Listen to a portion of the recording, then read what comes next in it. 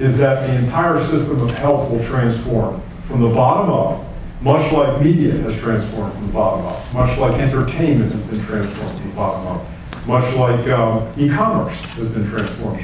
And it's the empowerment of the individual. And so I think we've way underestimated the power of patients and ordinary people to take control of their health, to prevent disease in the first place, and then once that happens, people occasionally get sick, to participate more actively in their treatment and cure, take their meds as they age, living independently. So I'm very optimistic that the combination of information technologies, personal genomics that's developing right now, nanotechnology will come together to completely redefine throughout a person's life how they take control of their health. And I think it will create an enormous entrepreneurial opportunities. I think there will be so many companies built in that. And I think it will save the economy. And let me just make one argument in that favor. Since it's a current topic, you know, our deficit and our lack of jobs. Here's a simple fact. In the United States today, we spend about 18% of our gross domestic product on health, and that's going to 20%. On health care. That's Medicare, Medicaid, everything that we spend as individuals and so forth. The top countries, you know, many of them are in Europe, Scandinavia, etc., spend about 9 or 10%, and they get better results. And so look at that. If we're able to catalyze this bottom-up revolution, putting people in control of their health, prevent disease, do all those kind of good things with technology, we can bring our expenditures down from 20% of GDP to 10%. Well, that would balance the budget 3 times over. The other fact in the kind of political, rather global sphere, is that the developing nations today, the ones who are creating the most wealth, spend only about 2 to 3% of their gross domestic product on health. I don't know what I said before, but so we spend 20%, they spend 2 to 3%. You can bet that China and India, Russia, Brazil, the developing nations, will move that number from 2 to 3% roughly to what the average is, say 10%. What an opportunity for entrepreneurs such as yourself or anyone to say, you know, where is the growth market? You can bet that in China and India, Brazil, Russia, and the developing nations, they will define their healthcare systems not around the hospital and patriarch kind of system we have here, but around a bottom-up, patient-activated kind of healthcare system. I think enormous fortunes will be made, but also I think the health of the population will be dramatically improved. So that's one area that I think is a tremendous opportunity. I think the other area, the same thing goes true as in education. We are very, we approach it in the wrong way. We try and teach kids things. In the future, people will learn. And we've seen that with some of the tools that are available now. But I think the opportunity to also do a bottom-up revolution in learning and education from elementary school on, by giving kids the ability to learn from one another, from others will be a real revolution. And I hope those things are catalyzed and started in this country, but they may not be, because I think you're going to see a lot of the great advances in the next 20, 30 years come from places where nothing exists. A good example of that is the development of infrastructure for telecommunications and wireless in Africa. I mean, I spent some time in Africa last summer, the summer before, and you can get a signal anywhere. They literally are building a wireless infrastructure that's second to none, even in countries that can't feed their populations. And they're now developing on top of that microtransaction systems for commerce. They're beginning to build remote and rural health systems that use cell phones and so forth. So I think in the next 20 to 30 years, a lot of the progress will be actually made in, not just in China and India, but in the undeveloped countries that are in the developing process. And I think that's exciting. I think Africa is about to become one of the most exciting places. I think we may even see Asia kind of tipping over now, or kind of, I wouldn't say declining, but I'm saying the growth there might be slowing down as Africa and sub-Saharan nations become where the excitement is. A lot of Media Lab students spent a lot of time in Africa with mobile technologies and so forth, looking at health, looking at education, looking at commerce and so forth. Very excited. I think we'll see major geopolitical switches, shifts in the next 20, 30 years. So those are the areas that I'm excited about. I'm going to go ahead and jump down and, I can do it. yeah, you can do it? Yeah. Okay, go ahead. Tough questions. Come on, let's get some hard ones here. Go for it. So social media has had a lot of spotlight today because of the FA conference, and people like Sergey Brin believe that privacy is a relic of the past, and there's just a lot of inertia in that. Do you believe that privacy is a relic and that people eventually will let it go? Let what go? Privacy, like the notion of privacy. Well, that's a great question. Yes, I mean, I believe that that we're redefining the notion of, just as we've redefined the notion of identity, I think we're redefining the notion of privacy.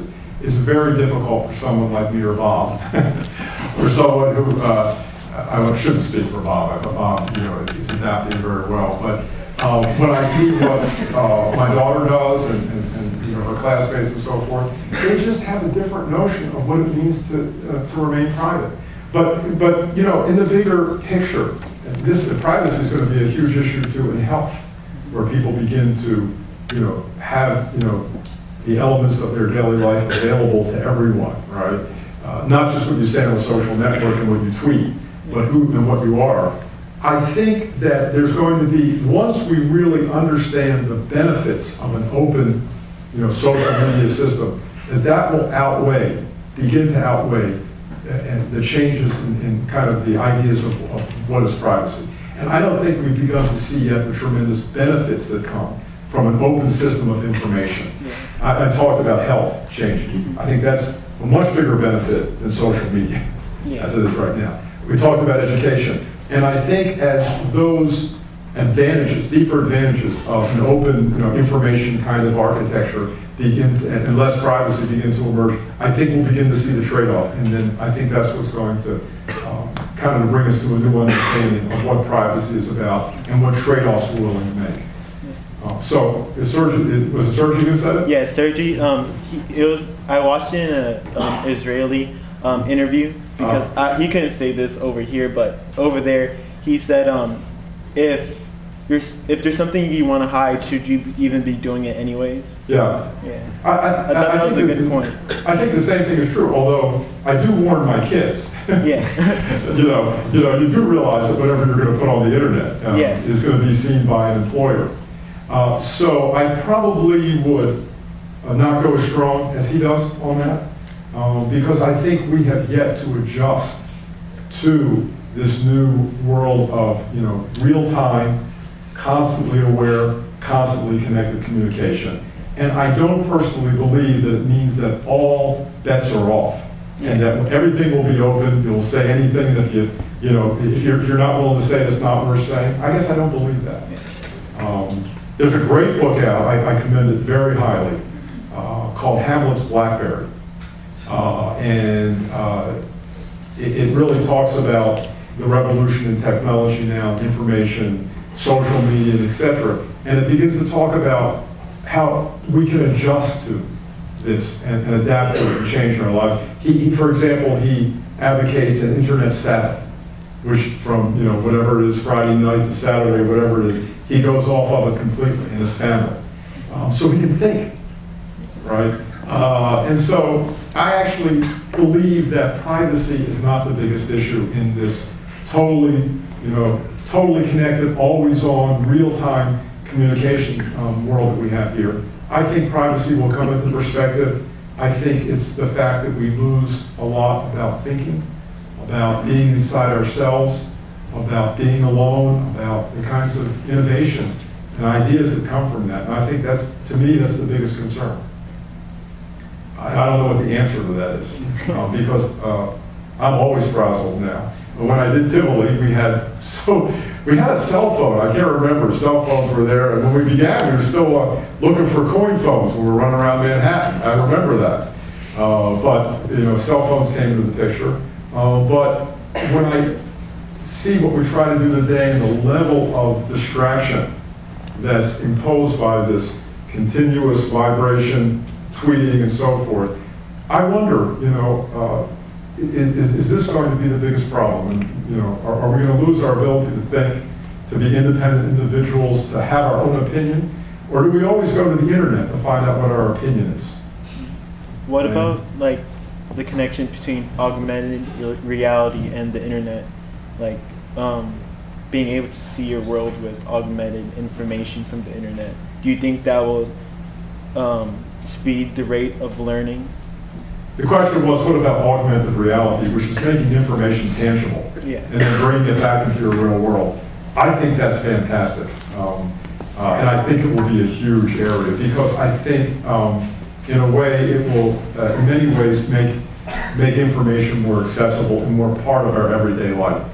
In other words, I'd love to get rid of this extra device. The way I think about augmented reality, and that is, this is a nuisance. It's an amazing, amazing thing.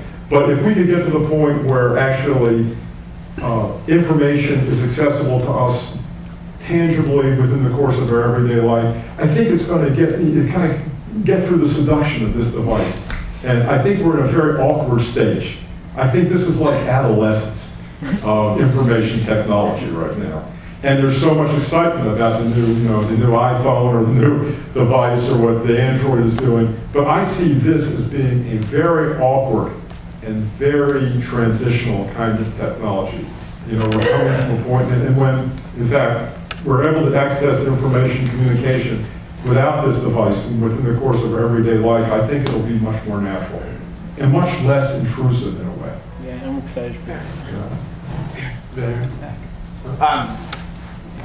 My name is Josh Barrick. I'm one of the instructors of One Semester Startup. And my question is, as you think back to starting Tivoli and then starting working on a startup today, is there one thing that sticks out to you that is like an constant, that like, wow, this is going to be the same no matter what, no matter when you do a startup? And is there anything that sticks out to you that's like, wow, this is so much different, doing startup today is this is totally different because of something? Yeah.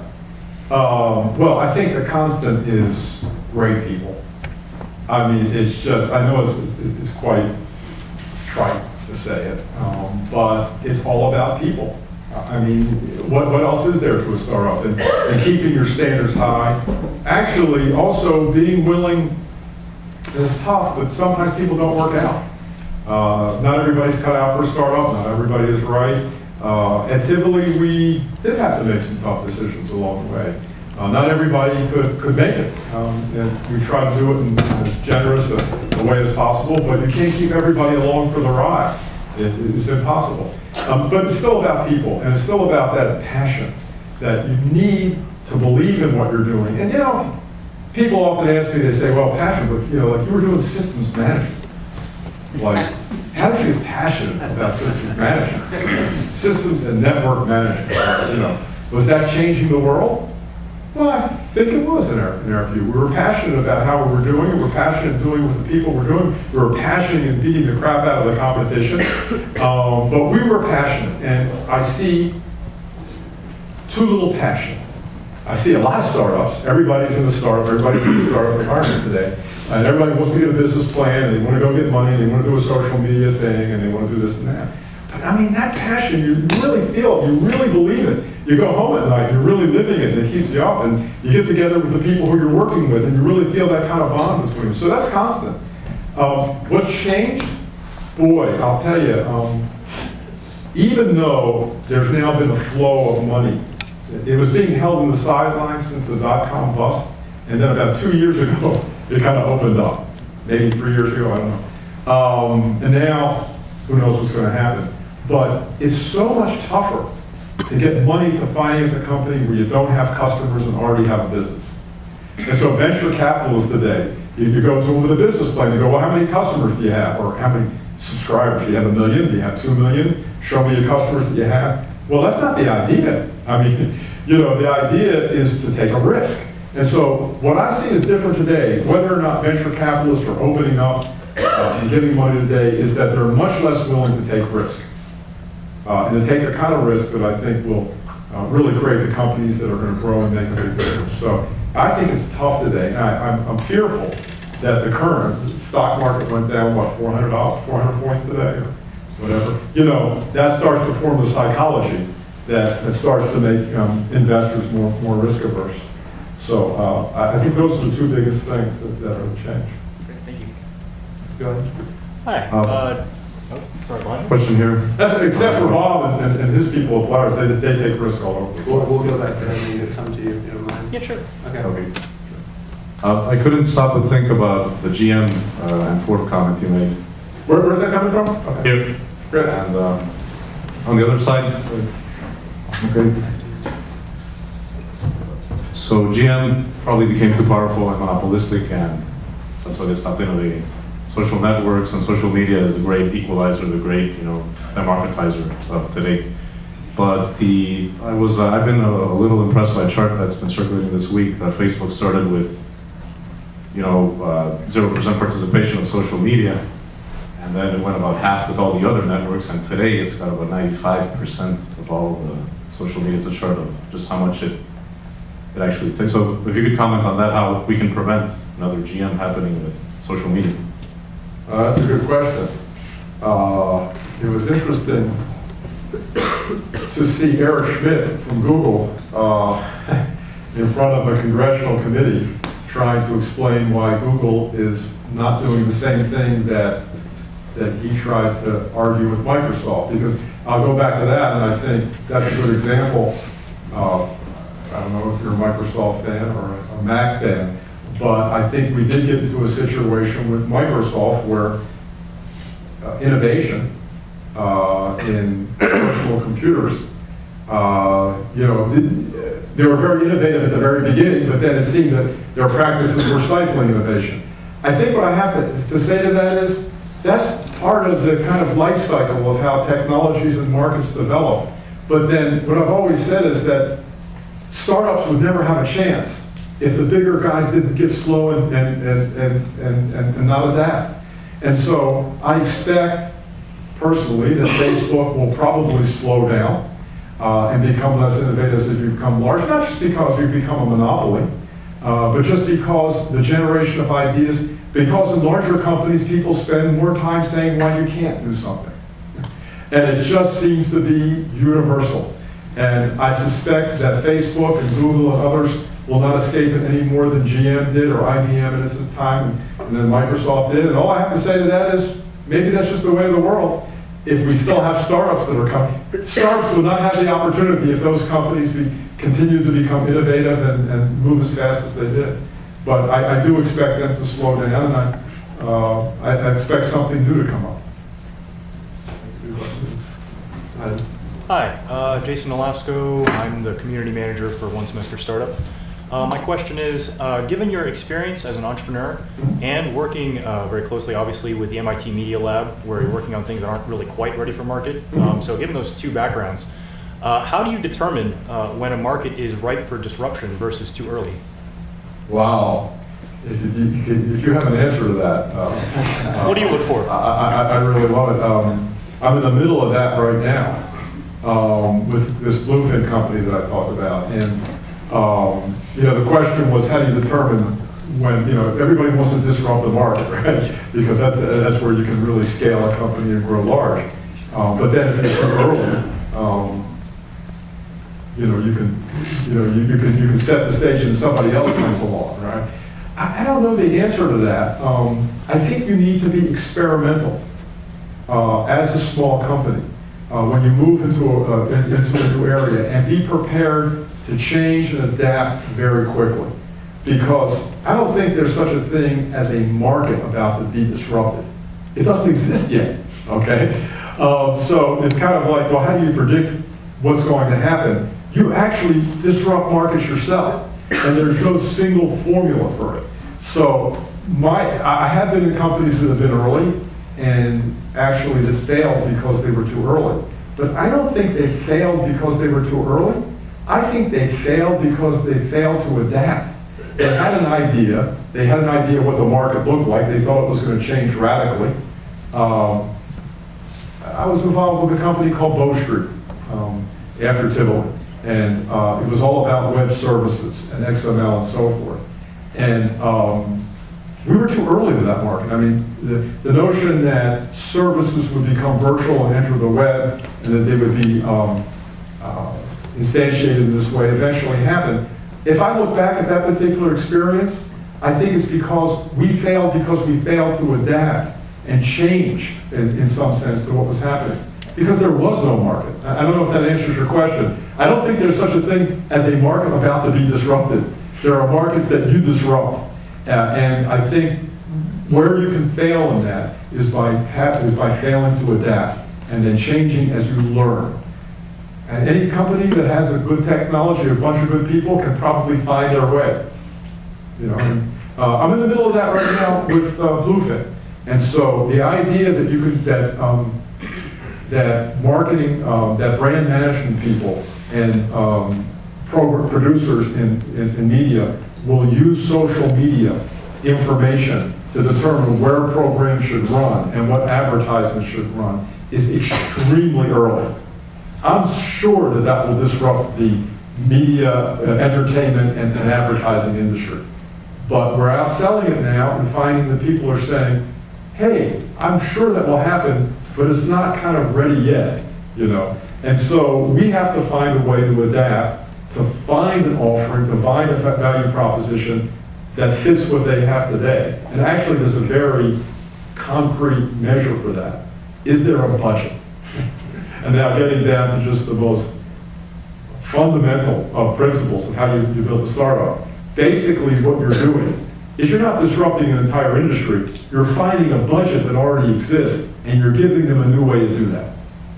And so at Bluefin now, what we're looking for the next year are budgets in advertising that exist called social media, but may not be the same ones that we have, or may not be out as far as and we're looking to sell into that. It's a very practical thing. Same thing was true at Tivoli.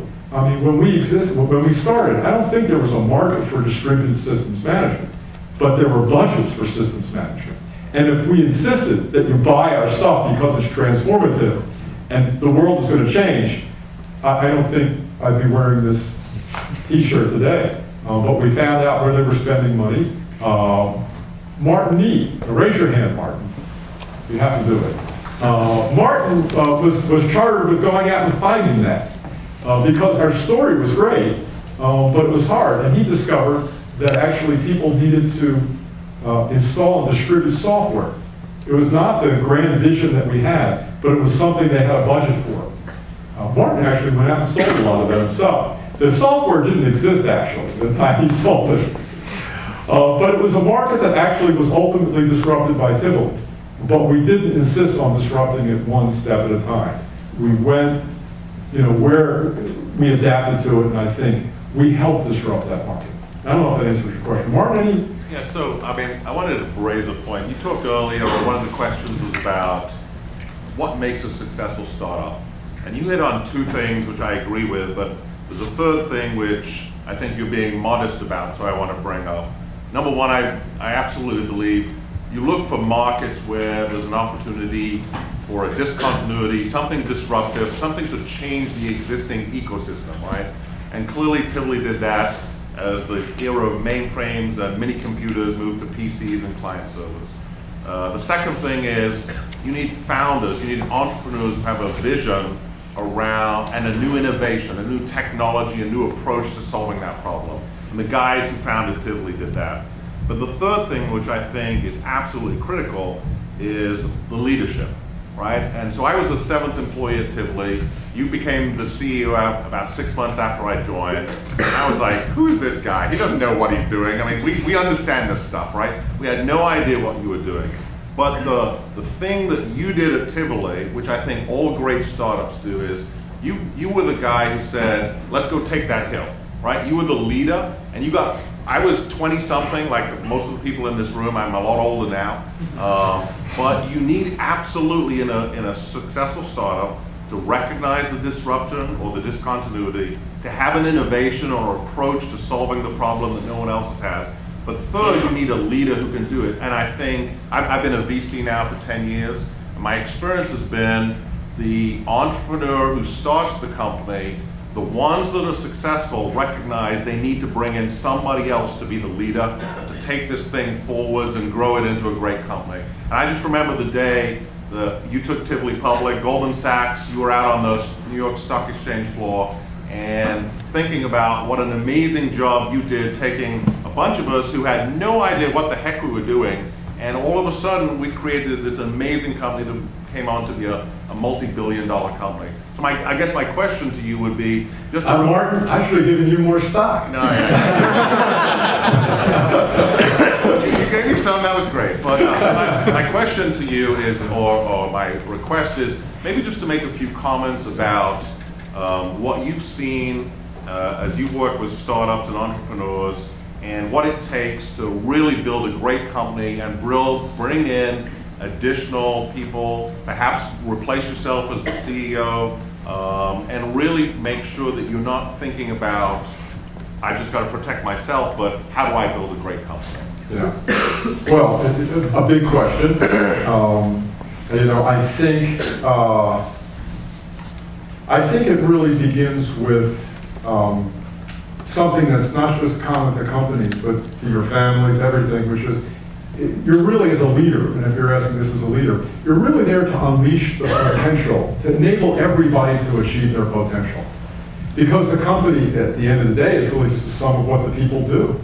And you hire great people, they have experience maybe in what you're doing, maybe not, but really what you really do as a leader is trying to provide an environment where you can unleash their capabilities. In other words, if everyone in your company is really operating at their full potential, then you're always going to win. I mean, you're going to start with smart people. So, Martin, I think what I always saw my role as, and what I think, and when I've looked at successful companies, it's been ones that have created an environment that unleashes the capability of the people in the company to do, really, to achieve their own personal potential.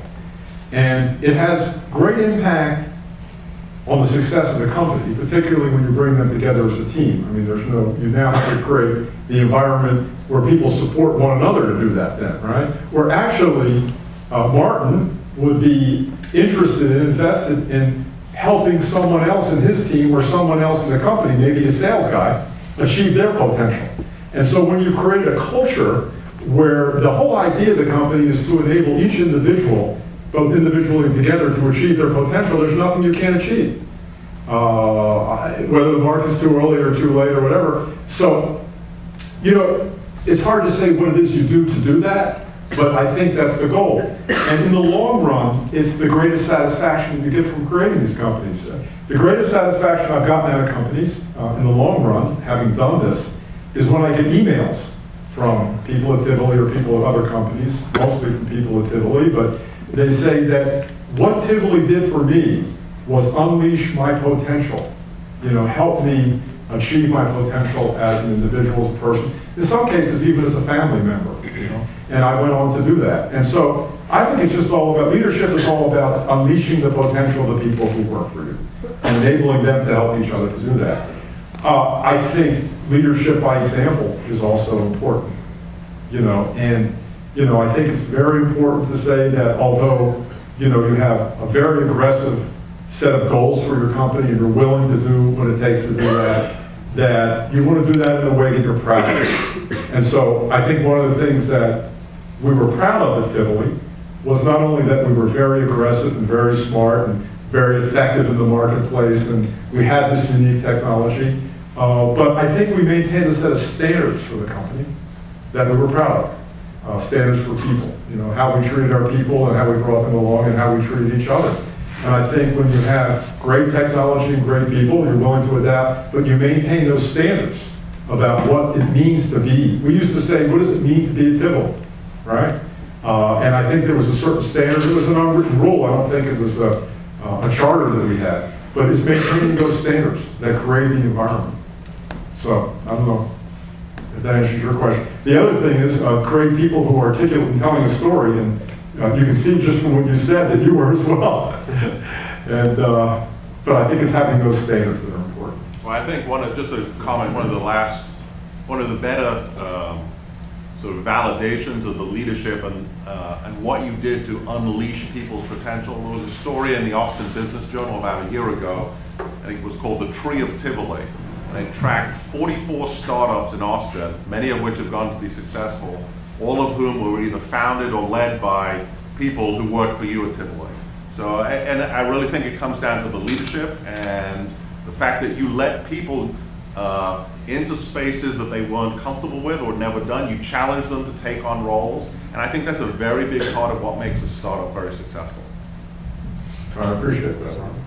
And like I say, the best things that's happened to me in life, people often ask, you know, were you happy that you took this career as an entrepreneur? You know, what was it about that you really get the value? Was it making money? Was it doing those things? It's when I get those emails where people, in fact, say, I just went on, I created a company, maybe I sold a company, or maybe just it was somebody in customer support that was able to send their kids to college. You've probably gotten those as well, and others have. I mean, that is really when it comes back to you and says, this was really worth it. I'm really glad, you know, I spent my time in life doing this kind of thing. Compelling. We have time for 2 more questions. It's going to be hard to pick, so I'm going to let you do it. This gentleman in the front row here, or third row. Okay. So, is there a way to tell that you've been on the right track or that you need to adapt? Like, is there a way to decide that? The question was, is there a way to tell if you're on the right track or you need to adapt? A lot of people insist that you need to set goals. You see, you can't know where you're at if you didn't have a goal, right? And too many startups that I see, I advise some startups are on the board, you know, they're trying to figure out, you know, how things go, but they didn't have a goal.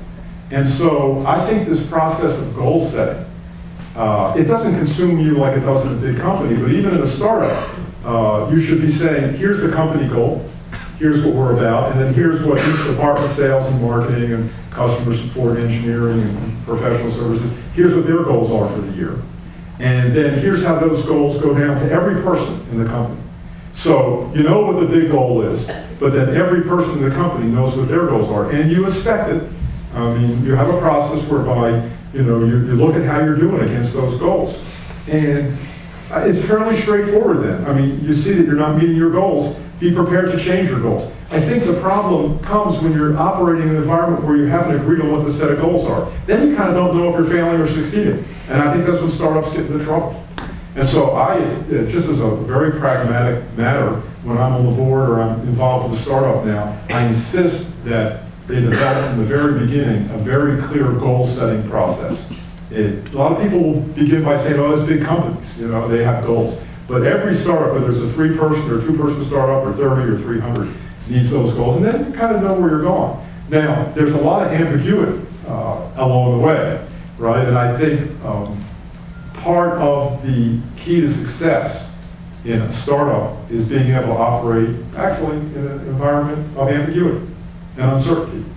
I would say that's one of the things you're looking for. So you don't always know, but I think if you set those goals, it keeps you on track and allows you to go from, you know, it allows you to change in a productive way.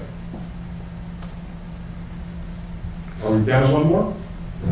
I'll let you make the call.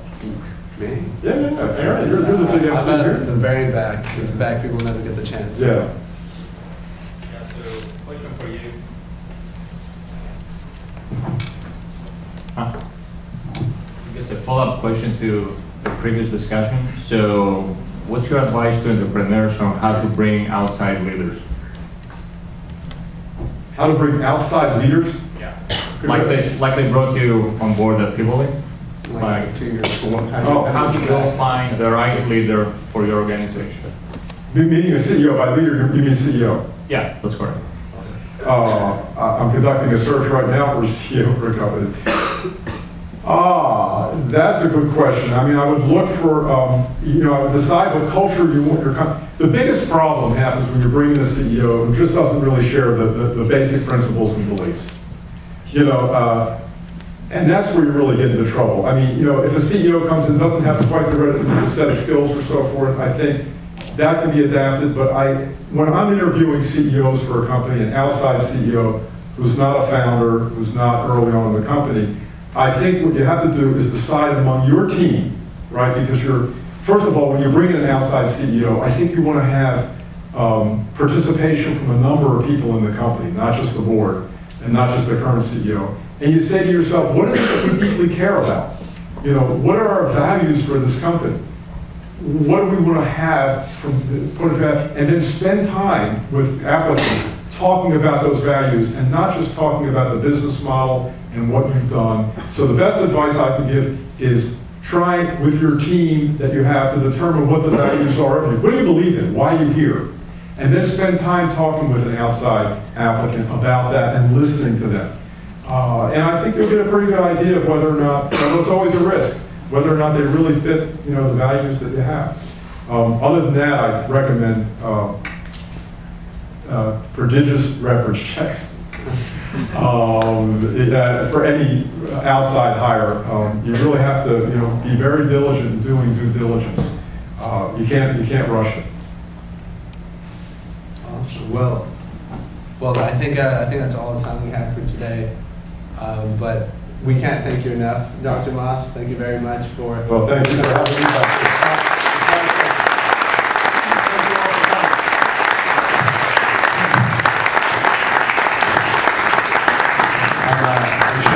We all learned a lot. After actually right now, I'm going to give out 2 of these books right here. One is mine, so I'm not going to give that one. But, and I decided that I'm going to do this randomly. Your chairs right now have a number. Well, actually, I don't let you choose.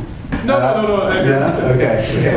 We'll go with, let's see, I think the top is, we'll go, is there a number between, how about 172? Is anybody on 172? And if nobody's sitting on it, is that you? 102? Oh, is there no 17? How about 100? How about 100? It's the row and then Row and 100's like right there. Oh, okay. A letter and the number? Okay, so how about 60A? Is that how it works? A60. This is 101. Right. So 60. Okay. Just throw them into the audience. Yeah, just throw them into the audience. Trivia question. Ask you a question. I think you're losing your audience there. Yeah, I am. How? Just 110. Is that you right there? Pick a letter. Just give me one. I think he's got it. Okay, come on now. Oh, you're good. Yes, that's good. That's all. Your arm's on 110. I'll take it if you don't want it. All right. And the other one, just because this is not going to go, I'm going to give out.